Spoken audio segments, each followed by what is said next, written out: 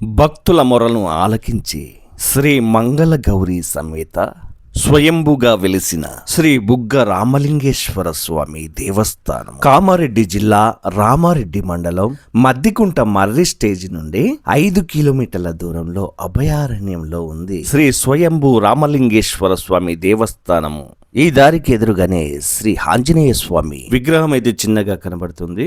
ఇక్కడ పెద్దగా మర్రి చెట్టు ఉంటుంది, అందుకే మద్దికుంట మర్రి స్టేజిగా పిలుస్తారు. ఇక్కడ నుంచి 5 కిలోమీటర్ల లోపలికి వెళ్ళాక టెంపుల్ కు దారిని చూపిస్తూ ఇక్కడైతే ఒక బోర్డు కనబడుతుంది. శ్రీ బుగ్గ రామలింగేశ్వర క్షేత్రానికి దారి ఇది. ఇక్కడ వానర సైన్యం చాలా ఉంటుంది, కానీ అవి భక్తులను ఏమీ అనవు. పదండి, ఈ దారి ఎంబడి నేరుగా గుడికి వెళ్దాము.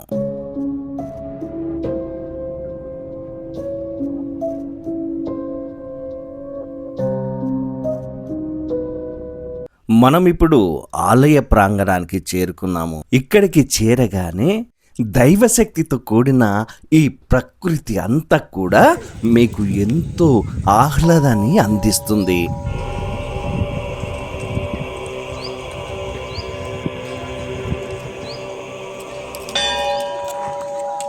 ఆలయానికి వచ్చిన భక్తులు ఇక్కడ ఈ 12 శివలింగాలకు జలాభిషేకం చేస్తూ ఉంటారు. ఇది ఇక్కడి ఆలయ ప్రత్యేకత.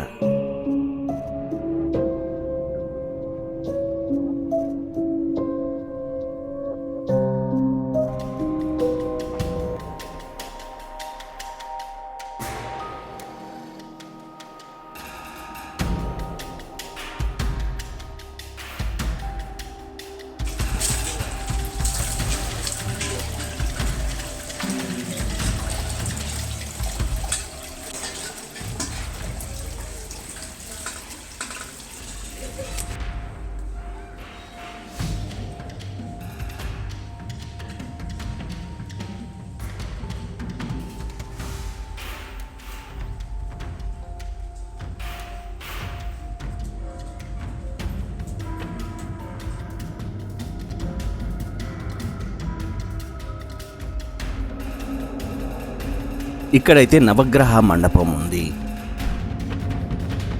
ఇది టికెట్ కౌంటరు. హనుమాన్ మందిరము.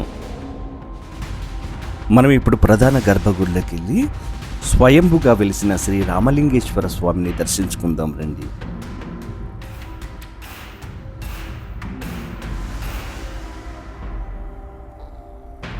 హర హర మహాదేవ శంభో శంకర.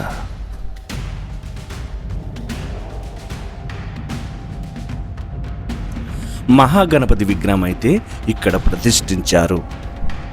ఓం గణేశ్వరాయ.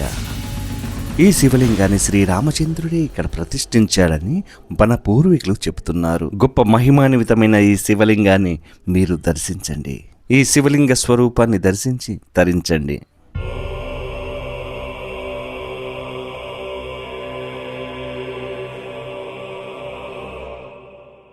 స్వామివారికి ఎడమ భాగాన శ్రీ మంగళ గౌరీదేవి యొక్క దివ్య మంగళ స్వరూపం కన్నులార తిలకించండి. అమ్మవారి ముఖంలో తేజస్సు, విగ్రహ వైభవం ఎంతో శోభాయమానంగా దివ్య మంగళ స్వరూపంగా అమ్మవారు ఆనందంగా దర్శనమిస్తున్నారు. చూడండి. జై జగన్మాత. స్వామివారికి ఎదురుగా శ్రీ మహానంది విగ్రహం.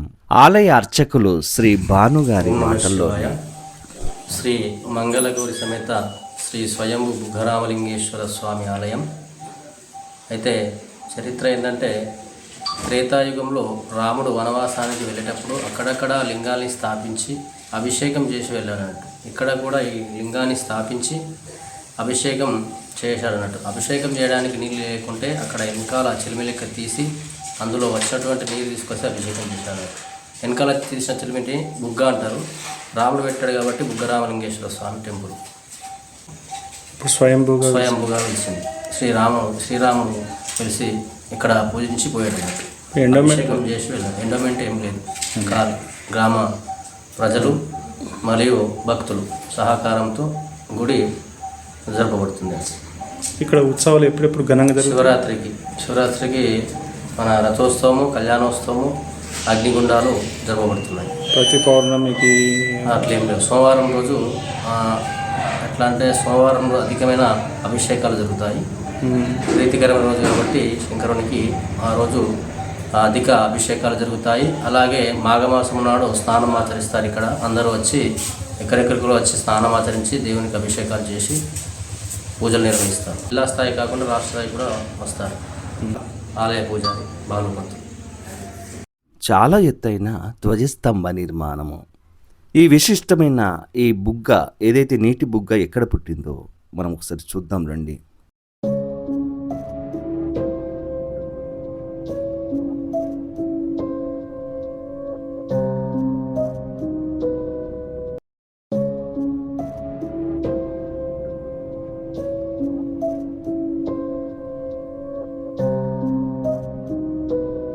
ఇక్కడ చూడండి, చాలా దట్టమైన అడవి, రాళ్ళు, కొండలు, సీనరీ అయితే ఎంతో అద్భుతంగా ఉంటుంది. ఇక్కడ చూడండి, బుగ్గ, నీటి బుగ్గ ఇక్కడ వెలిసిందనమాట. పురాతనమైన ఈ ఆలయాన్ని ఎప్పుడు నిర్మించారో తెలియదు కానీ శ్రీరామచంద్రుడు రావణుని అంతం చేసిన తర్వాత శ్రీరామచంద్రుడు ఇక్కడ సైకతి లింగాన్ని ప్రతిష్ఠించి పూజించాడని పూర్వీకులు చెప్తున్నారు. రావణుని అంతంతో బ్రహ్మహత్య పాతకం పోవడానికి శ్రీరామచంద్రుడు ప్రతిష్ఠించిన లింగాల్లో ఇది ఒకటని అంటున్నారు.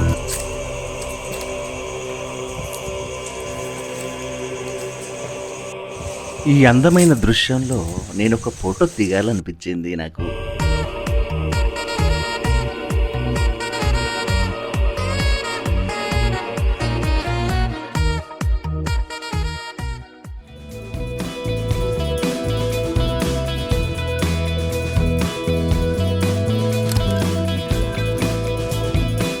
శ్రీరామచంద్రుడు ఇక్కడి ప్రాంతం గుండా వెళ్తున్నప్పుడు ఇక్కడ శివ పూజ చేయాలనే యోచనతో సైకత లింగాన్ని ఏర్పాటు చేశాడట.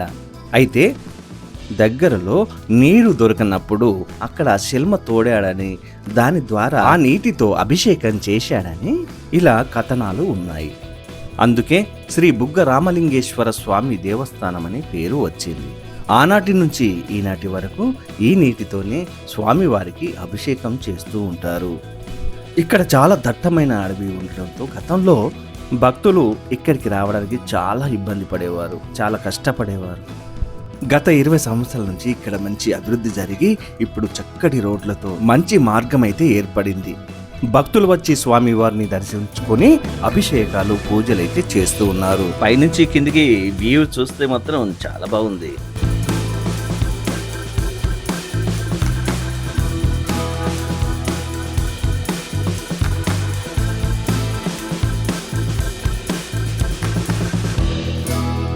ఇక్కడ టికెట్ కౌంటరు, ఒకసారి ఆ టికెట్స్ గురించి కూడా తెలుసుకుందాం. ఇది అభిషేకం, శాశ్వత అభిషేకం, శాశ్వత అన్నదానం చందా రాస్తారు.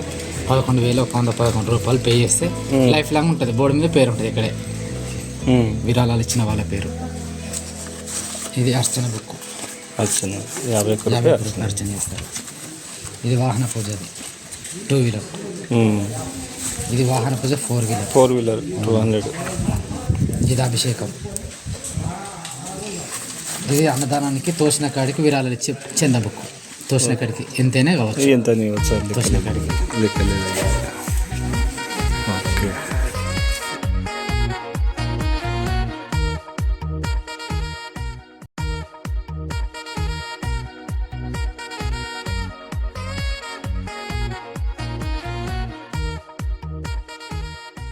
ఇవి కొత్తగా తెచ్చినటువంటి విగ్రహాలు. ఈ కోనేరు చుట్టుపక్కల 4 మూలల పెట్టడానికి ఆ విగ్రహాలు అయితే వచ్చాయి. చూసారా కోనేరు ఎంత అందంగా ఉందో, చుట్టూ మెట్లతోని. ఇంకా చాలా అభివృద్ధి జరుగుతుంది.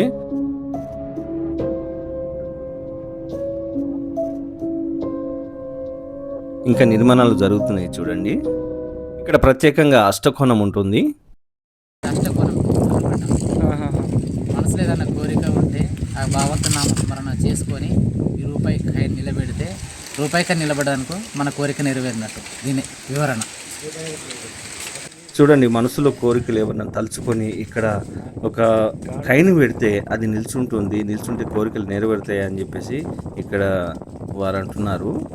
అతనైతే ఈజీగానే కైన్ అయితే నిల్చుండ పెట్టారు. నేను కూడా ట్రై చేయాలని అనుకున్నాను, నేను కూడా చూస్తాను ట్రై చేసి. గాలి అయితే చాలా వస్తుంది, కాయిన్ అయితే నిల్చుండి పెట్టే ప్రయత్నం అయితే చేస్తాను.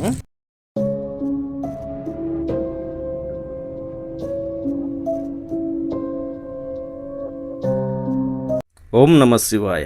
కాయిన్ అయితే నిల్చుంది. మీరు ఇటు వచ్చినప్పుడు ఇది కూడా ట్రై చేయండి. ఇక్కడ పురాతనమైన బావి అయితే కనబడుతుంది. అందులో నీళ్ళు ఉన్నాయా లేవా చూద్దాం. ఓ, నీళ్ళు అయితే చాలా ఉన్నాయి.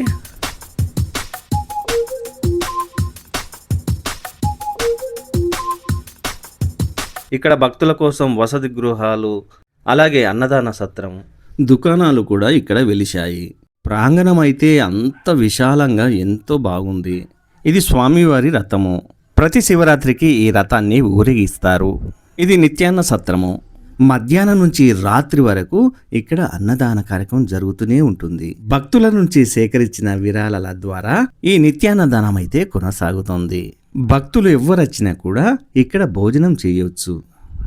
ఆలయానికి సంబంధించి ఇక్కడ గోశాల కూడా బ్రహ్మాండంగా ఉంది. ఈ గోశాలలో సుమారు 70 ఆవుల వరకు ఉన్నాయి.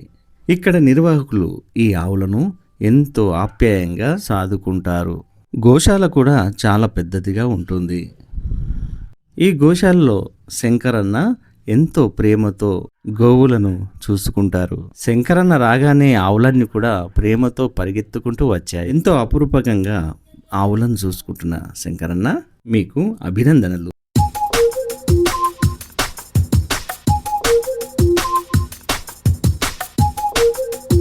మనం చూస్తున్న ఈ మందిరము కీర్తిశేషులు జంగం వీరభద్రస్వామి యొక్క జ్ఞాపకార్థం ఈ మందిరాన్ని నిర్మించారు.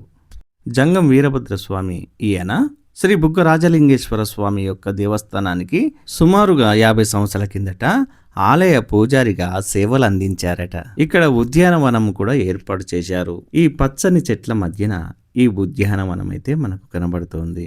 పిల్లలు ఆడుకోవడానికి ఆహ్లాదకరంగా ఉండేందుకు వీటినైతే ఏర్పాటు చేశారు.